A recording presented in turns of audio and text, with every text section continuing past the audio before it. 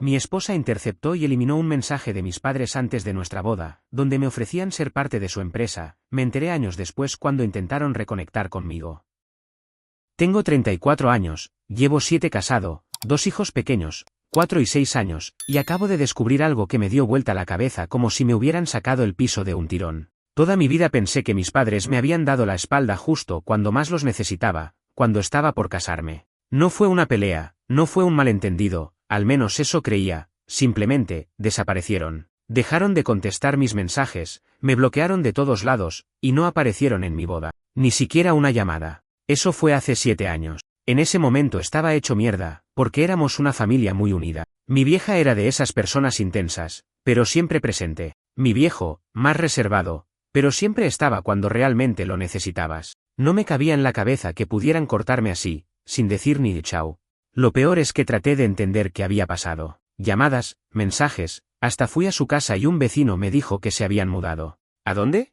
Ni puta idea. Mi ahora esposa, que era mi novia en ese entonces, me dijo que seguro estaban enojados porque no les caía bien ella, que siempre sintió que no la aceptaban del todo. Yo no quise creerlo, pero con el tiempo empecé a pensarlo también. Era la única explicación que más o menos cuadraba. Capaz pensaban que me estaba arruinando la vida casándome joven, que me estaba atando sin haber probado otras cosas. Me dolía, pero empecé a aceptar esa idea. El tiempo siguió, tuvimos a nuestro primer hijo, después a la segunda. Compartíamos fotos en redes, aunque yo tampoco soy de postear tanto, y aunque no hablábamos más con mis viejos, algunos tíos de mi lado sí comentaban las publicaciones. A veces se me cruzaba que mis padres veían algo, pero nunca dieron señales de vida. Hasta hace un mes. Literalmente un mensaje inesperado, de una cuenta nueva, pero con una firma que no podía confundir. Mi viejo. Me decía que iban a estar de paso por la ciudad, yo vivo en las afueras de Denver, y que querían hablar conmigo si estaba dispuesto. Decía que había pasado mucho tiempo, pero que si yo quería saber la verdad, era el momento. Se me mezclaron millones de cosas en la cabeza. Bronca, ansiedad, ganas de ignorarlos, ganas de abrazarlos. No le conté a mi esposa en ese momento. No porque estuviera planeando nada raro, sino porque no sabía cómo iba a reaccionar ella, y yo necesitaba procesarlo solo primero. Les dije que sí, que podíamos vernos. Nos juntamos en un café tranquilo del centro. No nos veíamos desde una semana antes de mi boda. Y no fue incómodo. Fue raro, pero también casi como si nunca hubiera pasado el tiempo. Mi mamá se emocionó hasta las lágrimas cuando le mostré fotos de los chicos. Mi viejo, que no es de hablar mucho, me dio un abrazo largo como nunca en su vida. Parecía que no me odiaban, ni estaban decepcionados, ni nada. Al contrario, después del momento emotivo, empezaron las preguntas. ¿Por qué nunca me contacté? ¿Por qué no fui a Seattle, donde se habían mudado? ¿Por qué los bloqueé yo? Yo me quedé helado. Según ellos, me había negado a hablar y les había mandado un mensaje insultándolos, diciéndoles que no quería que arruinaran mi vida ni mi relación con una oferta que solo iba a traer conflicto. Eso, nunca lo escribí. Entonces se armó el rompecabezas. Resulta que unos días antes de la boda, ellos me habían llamado para contarme que el hermano de mi abuelo, que tenía una empresa de suministros industriales allá en Seattle, estaba por retirarse, y les había ofrecido el mando. Ellos pensaban que era una oportunidad no solo para ellos, sino también para mí. Querían llevarme con ellos, formarme en la empresa, y eventualmente quedarme a cargo. Me habían mandado un mail con detalles, direcciones, y además habían llamado a casa para contármelo. Ese día, yo no estaba en casa. Había salido sin el celular. ¿Quién atendió? Mi novia.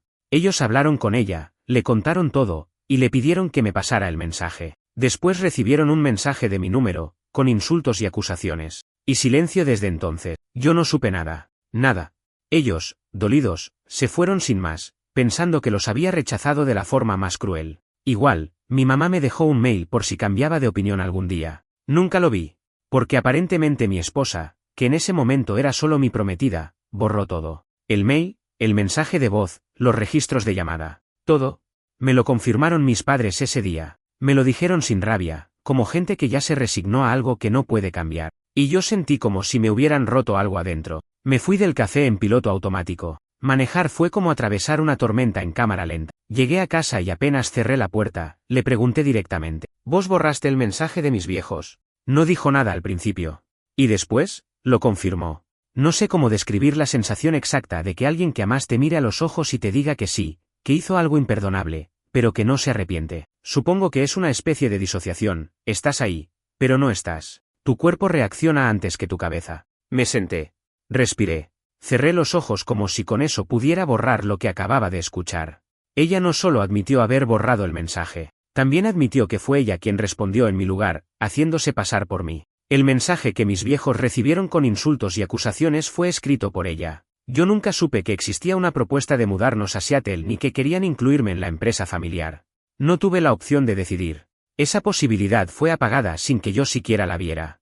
Cuando le pregunté por qué lo había hecho, me lo soltó como si me estuviera explicando por qué compró leche en vez de jugo. Dijo que lo hizo por nosotros, que estaba convencida de que mis padres solo buscaban sabotear nuestro futuro, que no podía permitir que pusieran en duda el rumbo de nuestra relación justo antes de casarnos. Según ella, si yo me enteraba de esa propuesta, iba a cambiar de idea, me iba a tentar, y eso iba a ponerlo todo en riesgo. ¿En riesgo de qué? ¿De pensar por mí mismo?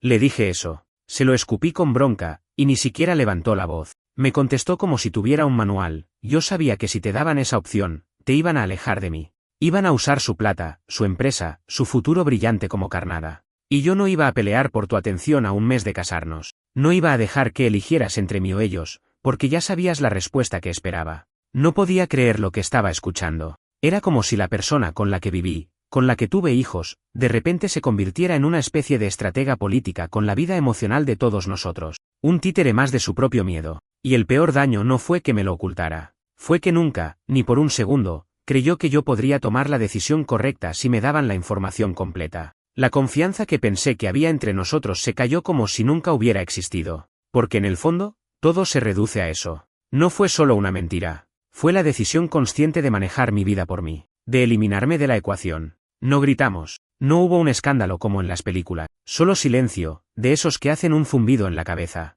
Me fui a dormir al sofá esa noche sin siquiera cambiarme. Ella subió a la habitación y no cruzamos una palabra más. Al día siguiente, fui al trabajo como un zombi. Pero no aguanté.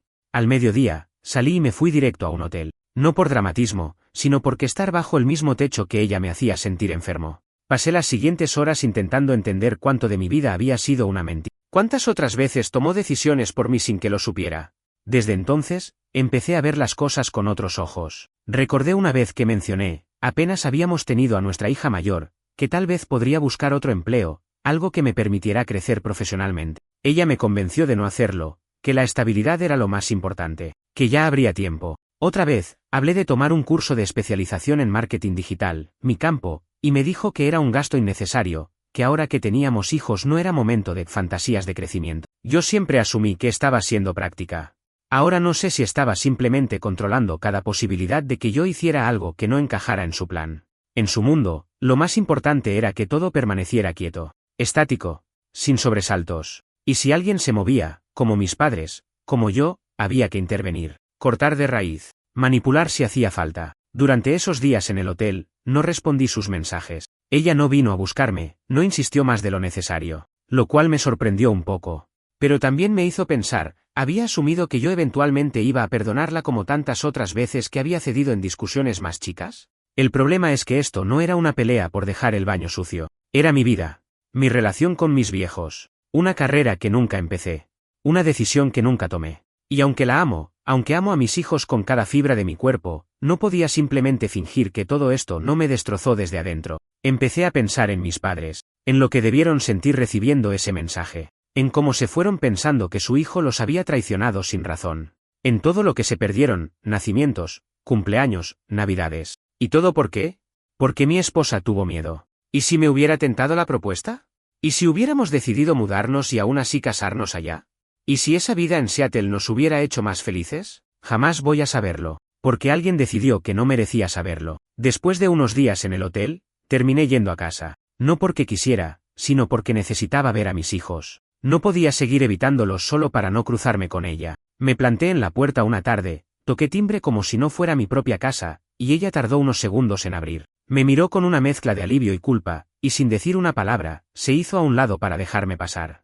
Los nenes corrieron a abrazarme como si hubiera estado fuera un año. Y en cierto modo, lo estuve. No físicamente, pero sí emocionalmente. Algo en mí se quebró y no sé si va a poder recomponerse del todo. Jugué con ellos en el living, hicimos unas torres con bloques y después cenamos algo rápido. Todo normal en la superficie, pero debajo, yo sentía esa incomodidad invisible, como si el aire se hubiese espesado. Como si los silencios entre palabra y palabra tuvieran un peso nuevo. Ella intentó empezar una conversación cuando los chicos ya estaban dormidos. Me dijo que entendía que estuviera molesto, que no esperaba que lo entendiera de inmediato, pero que algún día iba a ver que todo lo que hizo fue para proteger lo que teníamos. Le respondí que no necesitaba protección, que necesitaba opciones, necesitaba información, necesitaba ser tratado como un adulto. Ahí empezó a ponerse a la defensiva, como si no pudiera procesar que todo eso realmente me doliera tanto. Me preguntó si de verdad pensaba que habríamos funcionado si nos íbamos a Seattle. Me tiró en la cara cosas como: ¿vos te imaginas criando a nuestros hijos lejos de tus amigos, de mis padres, sin nadie cerca? Como si su lógica todavía pudiera justificar lo que hizo. Lo que no entendía es que el problema nunca fue Seattle. Nunca fue la propuesta. Fue el hecho de que no tuve derecho a elegir. Yo no decidí quedarme. No decidí rechazar la oferta. No decidí nada. Solo viví con las consecuencias de una decisión que hizo alguien más por mí. Y eso exactamente, fue lo que más me dolió. Le pregunté si alguna vez se había arrepentido. Si en algún momento, cuando yo decía cuánto extrañaba a mis viejos o cuánto me dolía que me hubieran cortado así, sintió algo. Culpa, duda, lo que fuera. Me dijo que sí, que muchas veces estuvo por decirme la verdad, pero que cada vez que lo pensaba, también pensaba que podría arruinar todo. Que no quería cargar con la posibilidad de que yo la culpara por haber provocado el quiebre. Entonces, eligió el silencio. No sabía si reírme o llorar.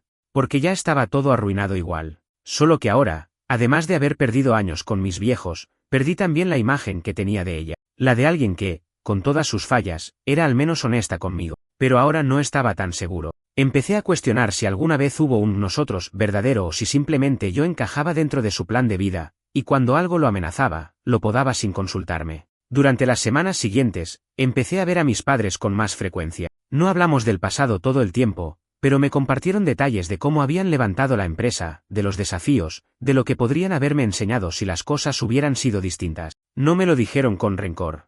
Al contrario, me dijeron que todavía había tiempo, que si quería, podía sumarme, que no todo estaba perdido. Y me di cuenta de algo, que no estaba obligado a quedarme donde estaba, que por más que haya construido una vida en Denver, no era una prisión, que podía empezar de nuevo. Y que si no lo hacía ahora, entonces ¿cuándo? Un día, volviendo del trabajo, me detuve a mirar mi oficina desde el auto. Ese edificio gris, sin ventanas decentes, con jefes que apenas sabían mi nombre, donde cada propuesta era una excusa para decir no hay presupuesto. ¿Cuánto tiempo más iba a dejar que esa rutina me consuma, solo por seguir viviendo en automático? Esa noche escribí mi carta de renuncia. No fue por impulso, fue con convicción. A la mañana siguiente, se la mostré. Le dije que me iba. Que iba a sumarme al negocio de mis padres, que me ofrecieron liderar una división nueva que quieren abrir en el estado, y que es una oportunidad real de crecer, de construir algo propio. Ella se quedó callada.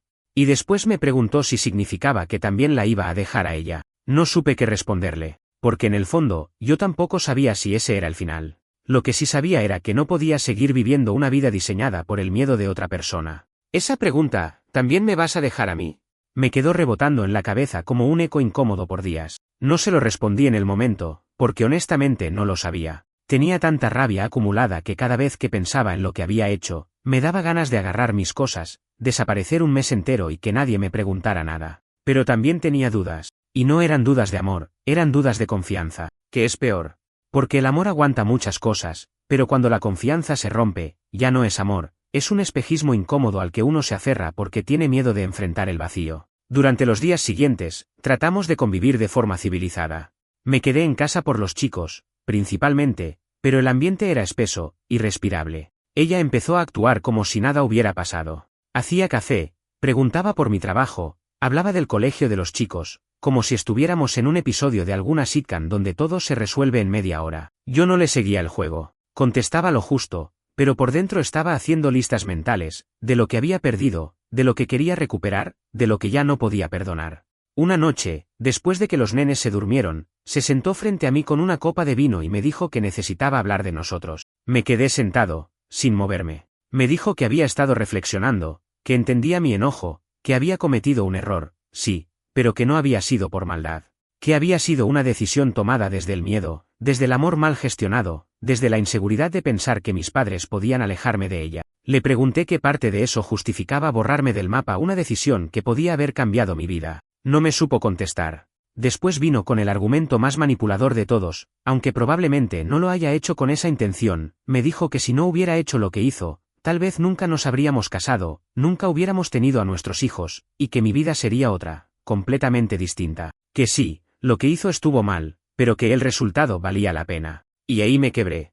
Porque claro que amo a mis hijos. No hay día en que no los mire y me dé cuenta de que son lo mejor que hice, pero eso no justifica la mentira. Eso no le da carta blanca para haberme robado el derecho a decidir. No me podés venir con «pero ahora somos felices», ¿no? Como si eso hiciera desaparecer todo lo demás. Le dije eso, con calma pero sin filtro, que el hecho de que haya salido bien no significa que estuvo bien, que uno puede tener suerte en medio de un error, pero eso no convierte el error en acierto, y que, de haber sabido todo en su momento, quizás igual habría elegido quedarme con ella, pero la diferencia es que lo habría elegido yo. No habría sido un rehén de su miedo. Me miró como si recién ahí hubiera entendido, como si recién en ese segundo se hubiera dado cuenta de la magnitud de lo que había hecho. No lloró. No se defendió. Solo se quedó callada. Esa noche dormí en el sofá otra vez. Al día siguiente, empecé a buscar un departamento. Nada definitivo, solo algo temporal. Le avisé que me iba a mudar en cuanto cerrara el contrato. No me peleó. No me imploró. Lo aceptó. Creo que en el fondo sabía que esto venía gestándose desde mucho antes, que no era solo por ese mensaje borrado. Era por todo lo que se fue acumulando, por cada decisión manipulada, cada conversación evitada, cada momento en que prefería tener control que tener confianza. Mi idea no era desaparecer de la vida de mis hijos, jamás haría eso. Y se lo dejé bien claro, iba a ser un padre presente, comprometido, igual que siempre, pero con ella, necesitaba distancia. No sabía si era el fin definitivo del matrimonio, pero sí sabía que algo se había roto y que necesitaba reconstruirme desde otro lugar. Mientras tanto, seguí reuniéndome con mis padres. Me mostraron la oficina que estaban armando en las afueras de la ciudad, una especie de satélite de la sede principal en Seattle. Me ofrecieron liderarla, con todo el respaldo y la libertad para manejarla como yo quisiera. Era el tipo de propuesta que habría soñado hace años. Y lo peor era saber que siempre había estado ahí, esperándome, oculta por el capricho de alguien que decidió que yo no podía elegir. Pero ahora sí podía. Y eso lo cambiaba todo. A veces pienso en cómo habrían sido las cosas si me hubiera enterado en su momento, si hubiéramos hablado, si hubiéramos encontrado una forma de irnos juntos. Quizás no hubiéramos tenido hijos tan pronto, quizás no viviríamos aquí, quizás yo no estaría escribiendo esto desde un departamento de una sola habitación, con el sonido de un calefactor viejo de fondo. Pero también sé esto, por primera vez en años, siento que estoy tomando el control de mi vida, que el volante está en mis manos, que si me equivoco, será mi error. Y si acierto, será por mérito propio. Y eso, sinceramente, vale más que cualquier comodidad artificial construida sobre una mentira. La mudanza fue rápida. Conseguí un departamento chico pero funcional a unas pocas cuadras del nuevo local que mis viejos estaban acondicionando para la apertura de la sucursal. No era nada lujoso. Alfombra gris, cocina mínima, paredes que parecían necesitar una capa de pintura desde hacía 5 años. Pero se sentía mío. No por el espacio en sí, sino por lo que representaba: independencia, autonomía, un corte limpio con esa rutina automatizada que venía llevando sin cuestionar desde hace demasiado. La primera noche en el nuevo lugar dormí en un colchón inflable, con una manta vieja de cuando era adolescente. No pude pegar un ojo. No por tristeza, sino por la cantidad de pensamientos que se me amontonaban sin orden ni pausa. Me preguntaba cómo iban a ser las cosas con los chicos, qué tan seguido iba a verlos, si iban a notar algo distinto en mí, si iban a culparme más adelante, o peor, si iban a culparla a ella y yo iba a tener que ser el que pusiera paños fríos, porque no quería eso tampoco. Podía estar enojado, desilusionado, herido hasta el hueso, pero ella seguía siendo su madre. Y no tenía ninguna intención de arruinarles esa imagen. La primera vez que vinieron a visitarme fue un sábado. Me aseguré de tener todo listo: juguetes, cuadernos para dibujar, algo de comida que no fuera solo delivery. Quería que sintieran que también tenían una casa conmigo, no solo un lugar para pasar el rato. Y funcionó. Corrieron por el pasillo como si hubieran llegado a un parque de diversiones. Mi hija menor encontró una caja con revistas viejas y se sentó a hojearlas como si fueran libros mágicos. El mayor, más curioso, me preguntó si ahora vivía solo. Le dije que por ahora sí, que a veces los adultos también necesitan tener su espacio para pensar. No preguntó más. Supongo que a los chicos les basta con una respuesta sincera, no con explicaciones complicadas. Pasamos la tarde entre juegos, dibujos y película. Cuando llegó la hora de devolverlos, sentí ese nudo extraño en la garganta que uno solo siente cuando se despide de algo que no quiere dejar ir. Me miraron con esa mezcla de amor ciego y resignación que te parte al medio. Los acompañé al auto, y ella estaba ahí, esperándolos, sin hablarme. Nos cruzamos las miradas. Nada más. Esa fue la dinámica por varias semanas. Intercambios fríos pero civilizados. Ella mantenía su distancia, yo la mía. No discutíamos, pero tampoco hablábamos más de lo justo. Supongo que los dos sabíamos que estábamos en una especie de limbo que solo podía terminar de dos maneras: o reconstruíamos todo desde cero, o aceptábamos que el quiebre ya era definitivo. Durante ese tiempo, el trabajo con mis viejos empezó a despegar. Volver a trabajar con ellos no fue fácil al principio. Había cierta tensión no hablada, heridas del pasado que todavía estaban ahí, aunque no las nombráramos. Pero nos mantuvimos ocupados. Planificación, contrataciones, proveedores, estrategia. Me pusieron al frente de la parte de marketing y operaciones locales, y por primera vez en mucho tiempo sentí que mis ideas valían algo. No solo eran escuchadas, sino que se aplicaban. Se veían resultados. Y lo más importante, me sentía vivo. Y sin embargo, cada noche, al volver al departamento, sentía ese vacío raro. No nostalgia. No exactamente tristeza. Era más bien una especie de ¿y ahora qué? Como si después de haber tomado todas las decisiones difíciles, uno esperara una sensación de paz, pero lo que llega es un silencio que no sabes muy bien cómo llenar. Una noche, mientras cenaba solo en el sofá, ella me mandó un mensaje. No era una bomba emocional, ni una súplica. Solo decía: ¿podemos hablar? No para pelear. Solo hablar. Tardé una hora en contestar. Le dije que sí. Que podíamos vernos en un parque cerca de casa, donde solíamos ir cuando salíamos a caminar con los chicos. No quería verla en la casa. No quería abrir la puerta a viejos rituales. Necesitaba que fuera en un lugar neutral, como si nos estuviéramos reuniendo por primera vez, como dos personas que se conocen pero ya no saben cómo se hablan. Nos sentamos en un banco, cada uno con un café de máquina. Al principio no sabíamos por dónde empezar. Ella rompió el silencio: nunca pensé que ibas a irte de verdad. No respondí enseguida. Ella siguió hablando. Dijo que no estaba ahí para convencerme de volver. Que entendía por fin que lo que hizo no tenía justificación. Que había confundido amor con control, y que había querido asegurarse de tener una vida perfecta sin entender que una vida real no es perfecta, es compartida. Me pidió perdón. No el tipo de perdón liviano que uno lanza para salir del paso. Fue un perdón sincero, incómodo, pesado. Como si le costara decirlo. Como si por primera vez, en todo este tiempo, entendiera realmente lo que significaba. No supe qué decirle. Porque parte de mí lo había estado esperando. Pero otra parte sabía que no alcanzaba. Le agradecí. Le dije que valoraba que por fin lo dijera. Pero también le dejé claro que no podía prometer nada. Que quizás algún día volveríamos a acercarnos, pero que necesitaba tiempo. Y sobre todo, necesitaba confiar. No solo en ella, en mí también.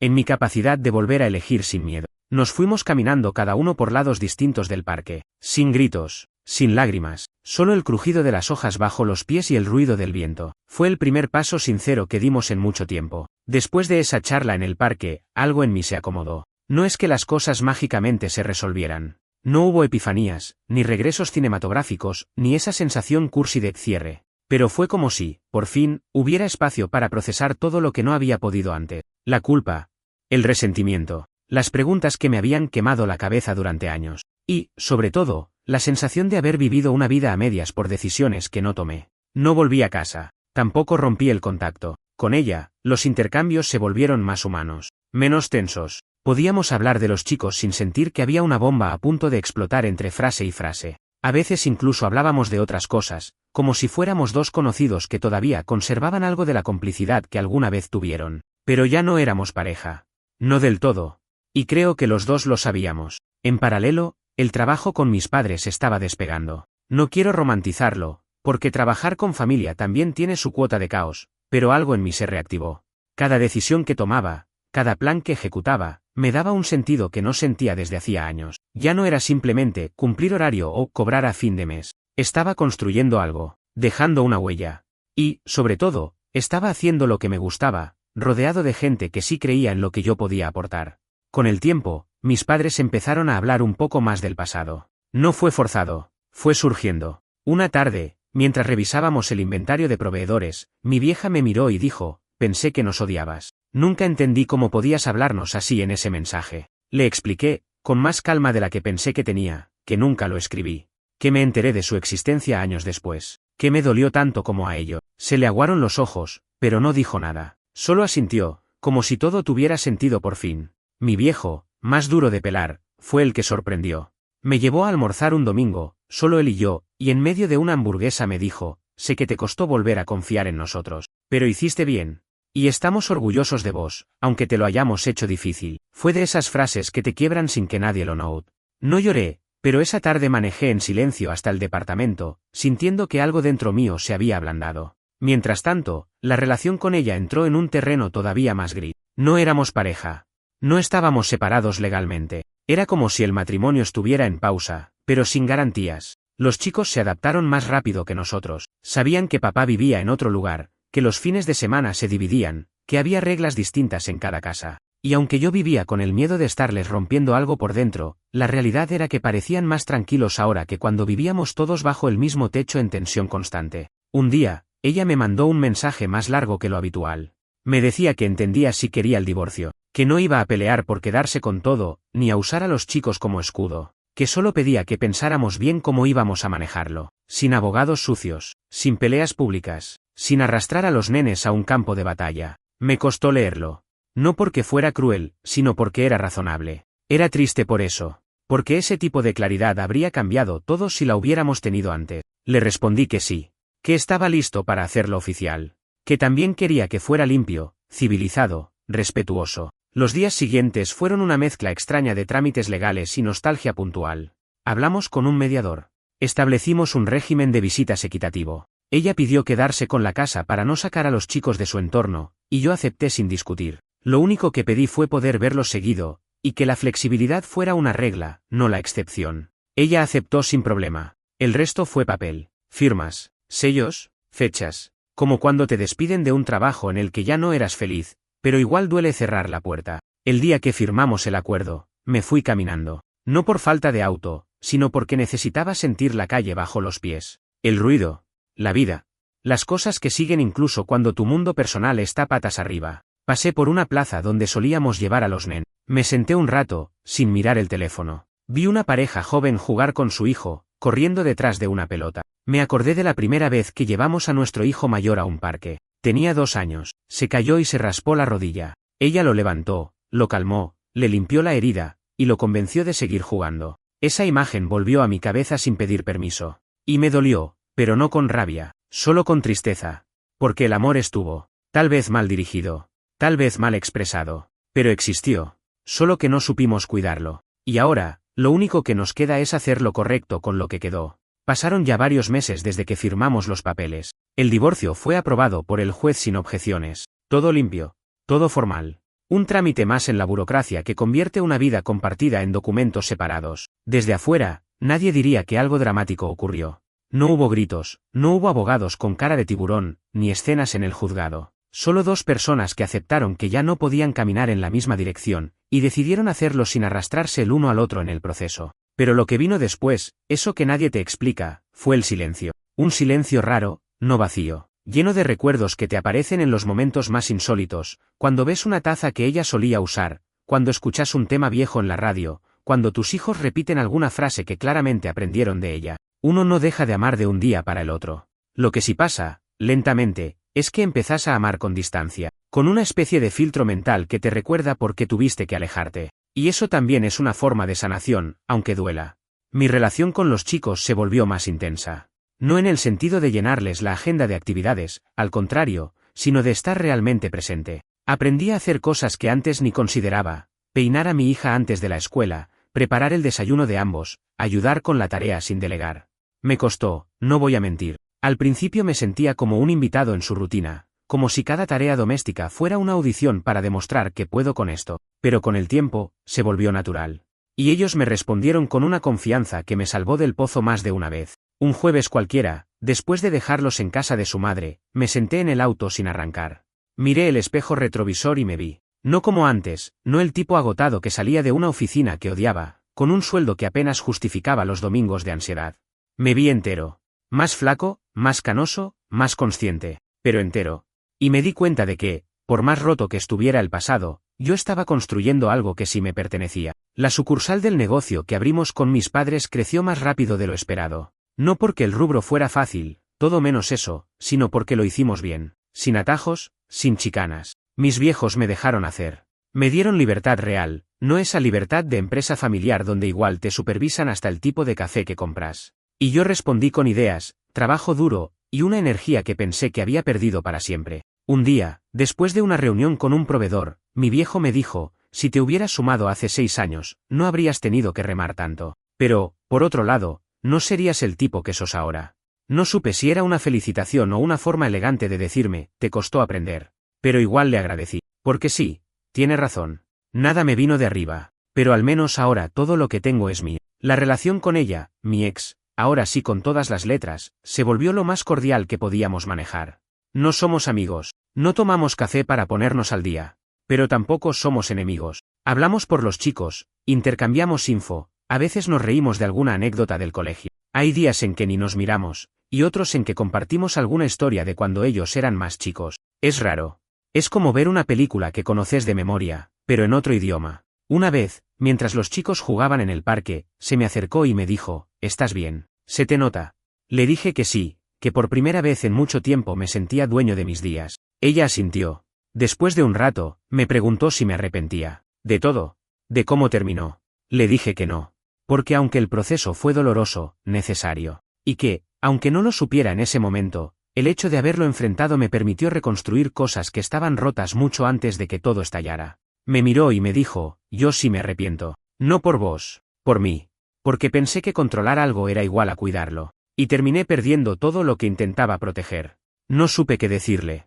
No hacía falta. Esa fue, tal vez, la conversación más honesta que tuvimos desde que nos separamos. Esa noche volví al departamento, abrí una cerveza, me senté en el sillón y me puse a ver una película vieja.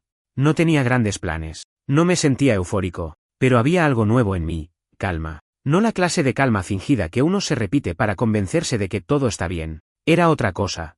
Una especie de aceptación silenciosa. No resignación, ojo. Aceptación de verdad. Como cuando uno asume que no puede cambiar el pasado, pero igual decide escribir un futuro sin excusas. Y entendí algo que me costó mucho aceptar, no todos los finales son malos. A veces, simplemente son finales. Y eso está bien. Hoy hace exactamente un año que me mudé del que fue nuestro hogar durante casi una década.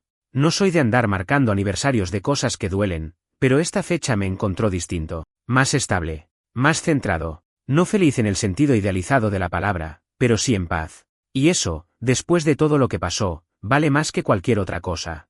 Este último año fue como sacarme una mochila invisible. No me había dado cuenta de cuánto pesaba vivir una vida que no sentía propia hasta que empecé a hacer cosas por decisión propia, sin mirar de reojo si estaba rompiendo alguna expectativa ajena. Y no me refiero solo al trabajo o al divorcio. Hablo de todo, desde cómo elijo pasar mis días hasta las relaciones que mantengo. La sucursal que abrimos ya tiene 5 empleados y estamos viendo la posibilidad de expandir a otra ciudad cercana. Mis viejos, lejos de ser autoritarios o intrusivos como temía, se volvieron aliados. No siempre coincidimos, mi viejo y yo seguimos discutiendo por el presupuesto de marketing como si fuera el fin del mundo, pero nos escuchamos. Y después de años sin hablarnos, eso ya es una victoria en sí misma. Los chicos están bien, son felices, se adaptaron a la nueva rutina mucho mejor de lo que yo imaginaba. A veces incluso parecen disfrutar el hecho de tener 2 casas. En la mía tienen su espacio, sus cosas, sus horarios. Les gusta venir, me lo dicen sin rodeos. Y eso me da una certeza que ninguna otra cosa me había dado hasta ahora, no arruiné todo. Al menos no con ellos. Con su madre, mi ex, la relación es funcional. No nos seguimos en redes, no nos testeamos más allá de lo necesario, pero nos respetamos. Y eso es muchísimo comparado con lo que veía en otras parejas que terminaron mal. A veces me preguntan si me duele verla con otra persona, ahora que empezó a salir con alguien. La respuesta corta es no. La respuesta larga es que me dolió mucho antes, cuando aún estábamos juntos y yo me sentía solo. Ahora ya no. Ahora cada uno está en su lugar. El otro día, después de dejar a los chicos en su casa, fui a caminar sin rumbo por la ciudad. Era una noche fresca, con ese viento que te despeja sin llegar a ser incómodo. Pasé frente a la universidad donde estudié, al café donde nos conocimos, al viejo edificio donde trabajé por casi una década odiando cada lunes. Me di cuenta de que todos esos lugares me decían algo distinto ahora. Ya no eran recuerdos con carga emocional negativa. Eran parte de un camino, parte de un tipo que ya no soy, pero que me ayudó a ser quien soy ahora. Porque sí, me transformé. Y no por el dolor. Me transformé porque, por primera vez, me animé a mirar mi vida sin filtro, a preguntarme qué quería realmente, a tolerar la incertidumbre de construir algo nuevo cuando lo viejo ya no se sostenía. Hay momentos, todavía, donde me pega la idea de todo lo que me perdí, años sin mis padres, una oportunidad laboral que podría haber cambiado mi rumbo mucho antes, el nacimiento de mis hijos sin la familia completa alrededor. Pero aprendí a no quedarme pegado en lo que no fue. Aprendí, a la fuerza, sí, pero aprendí que hay que dejar espacio para lo que puede venir si uno tiene el coraje de soltar.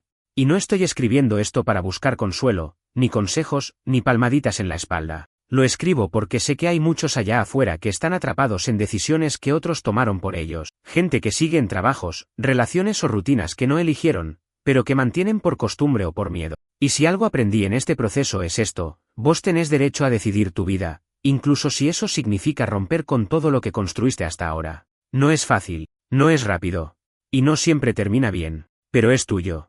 Mis hijos ahora me ven como alguien real, no como un padre que llega tarde a todo y se deshace en disculpas. Me ven armar cosas desde cero, luchar, caerse y levantarse. Y eso, aunque no lo entiendan del todo todavía, va a ser importante para ellos algún día. A veces la gente me pregunta si me arrepiento de haberme separado, de no haber intentado arreglarlo. Y yo les digo que no, que lo que hicimos fue precisamente eso, arreglar lo que se podía, de la única forma posible, separándonos. Me hubiera encantado que todo saliera bien desde el principio, que no existieran las mentiras, que mi carrera no hubiera sido saboteada, que mi relación con mis padres no se hubiera interrumpido durante tanto tiempo. Pero no puedo reescribir el pasado. Lo que sí puedo, y lo estoy haciendo, es escribir el presente con mi propia mano. Y esa es, honestamente, la mejor sensación que he tenido en años.